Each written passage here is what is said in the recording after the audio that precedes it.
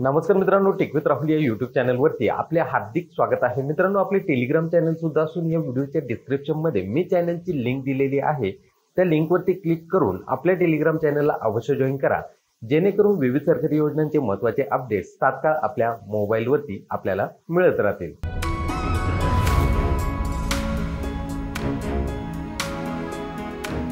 मित्रांनो, राज्यातील शेतकरी आपल्या बांधावरून कायम चिंतेत असतात। शेजाऱ्याकडून जमिनीचा बांध फोडण्याच्या कारणावरून अनेक वाद कोर्टामध्ये प्रलंबित आहेत। मित्रांनो, याच कारणामुळे आता भूमी अभिलेख कार्यालयाने शेतजमीन मोजणीच्या संदर्भात नवीन धोरण आणले असून आधीच्या जमीन मोजणी प्रक्रियेपेक्षा आता नवीन धोरणामुळे जमीन मोजणी प्रक्रियेत अधिक स्पष्टता येणार आहे। मित्रांनो, यामुळे निश्चितच बांधावरील वाद कमी होऊन कोर्टात न्याय मागण्याकरिता जाण्याची आवश्यकता ही कमी होणार आहे।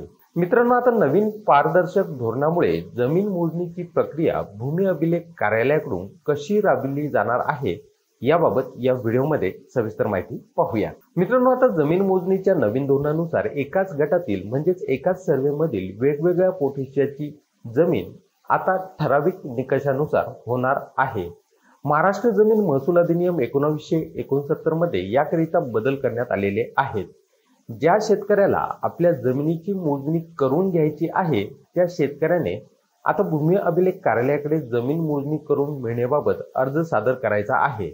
त्यानंतर अर्जदार शेतकऱ्याने आपल्या अर्जासोबत आपल्या पोटहिस्स्याच्या जमिनीच्या चारही सीमेकडील जमीनधारकाची माहिती सुद्धा द्यायची आहे। मित्रांनो, यासोबतच जमीन मालकीचे दस्तऐवज, यात 7/12 उतारा तसेच खरेदी केलेली जमीन असेल तर खरेदी खत द्यायचे आहे।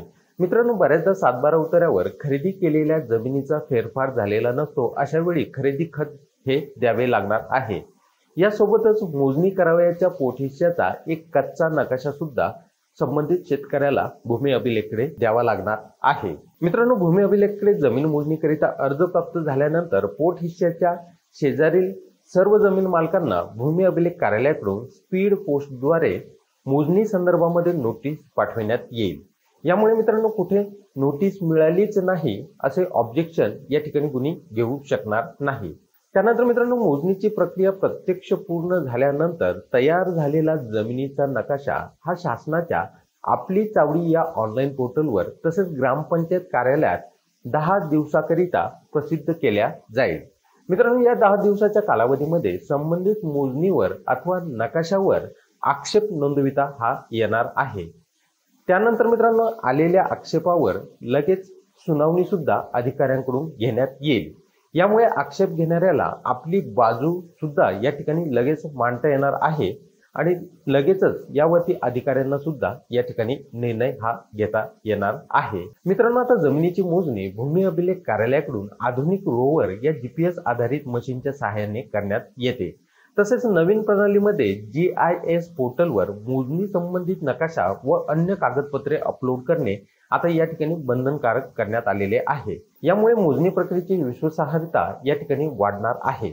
भूमी अभिलेख कार्यालयाच्या या नवीन सुधारित जमीन मोजणी धोरणामुळे एकाच गटातील किंवा सर्वे क्रमांकामधील अनेक व्यक्तींचा हक्क असलेल्या त्यांच्या पोटहिस्स्याच्या जमिनीच्या सीमारेषा तसेच क्षेत्रफळावरून या ठिकाणी जे वाद होतात ते निश्चितच या ठिकाणी कमी होणार आहेत।